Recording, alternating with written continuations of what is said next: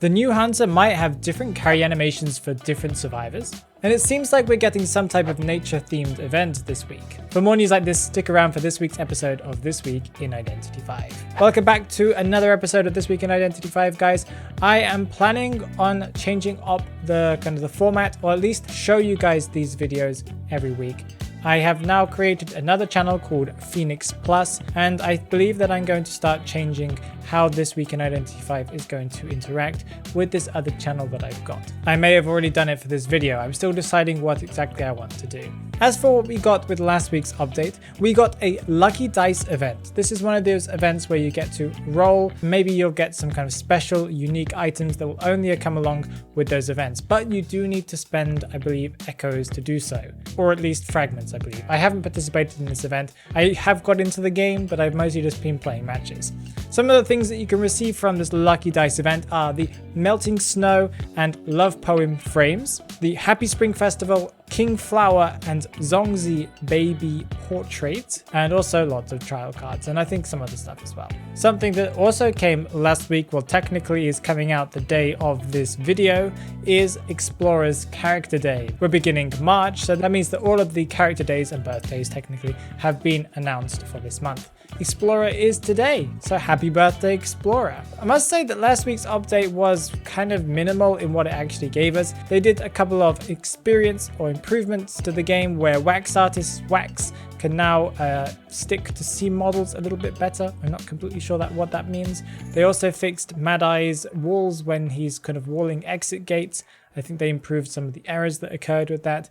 And nothing really kind of major like that. There were tons of bug fixes to fix things getting stuck on scenery models or on character models, so that's a good thing. And we also got the Southeast Asia Koa 5 tournament. I haven't watched all of it, so I don't know who won, but whoever won, congratulations.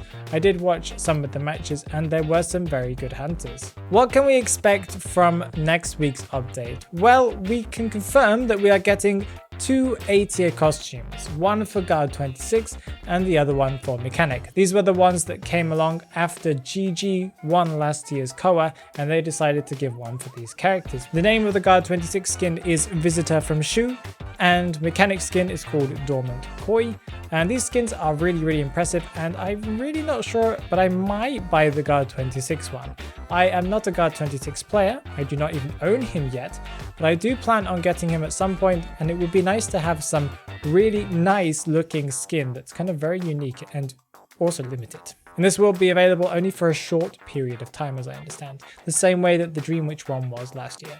On the 10th of March, we're getting 2 different things. We're getting the Ash Tree Covenant event that I'm not completely sure what it's called in English because I have some issues connecting right now to Twitter and all of these different kind of things because of issues with Russia. I've had to look on Chinese websites, meaning that the translation that I have here is not completely clear, but there is an Ash Tree Covenant event that is coming on March 10th, where if you complete the story and you complete some matches, you can receive, I think it's a B tier skin for Sia that's called Oasis Poet. You can get a forest portrait frame and a melodious song portrait, and if you complete all of the missions, you receive some type of music.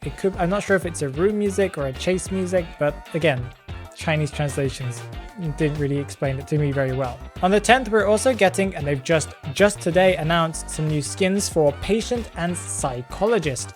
These are some very weird skins, and the Psychologist skin reminds me of Toy Merchant with her blonde hair and that little hat on top of her head. It's going to be very confusing to see that in the match and kind of associate that with being Psychologist, but at least these 2 characters are getting skins, and I believe they're going to be A-tier skins. I'm not completely sure what the kind of theme is for this, but they are quite nice, although we haven't seen the models yet, we've only seen the art for it. How can we forget? It's also going to be Photographer's Character Day on March 11th, one of the most favorite characters in the whole of Identity 5, and you guys love him as well. as you guys saw from my recent video, Jojo Bold. Hashtag Jojo Bold. Moving on to some leaks and some rumors. It looks like the new hunter has been circulating the internet. The character is supposed to be called either the Lady or Lady. Some of their carry animations have been kind of leaked, at least the file names, and it seems as if the hunter has specific carry animations for specific characters.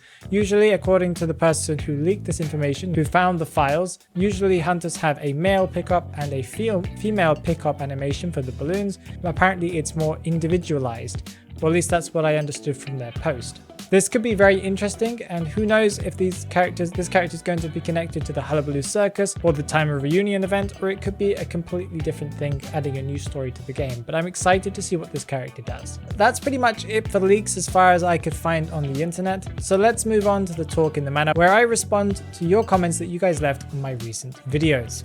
Kakume says, I guess the long box was supposed to resemble the cargo boxes found in Arms Factory, much like the tractor that came with Vera. This is in reference to the video where I made some Lego that is Identity 5 branded, and some of the weird objects that came along with it were a box and also a car, not a tractor, that came along with Vera.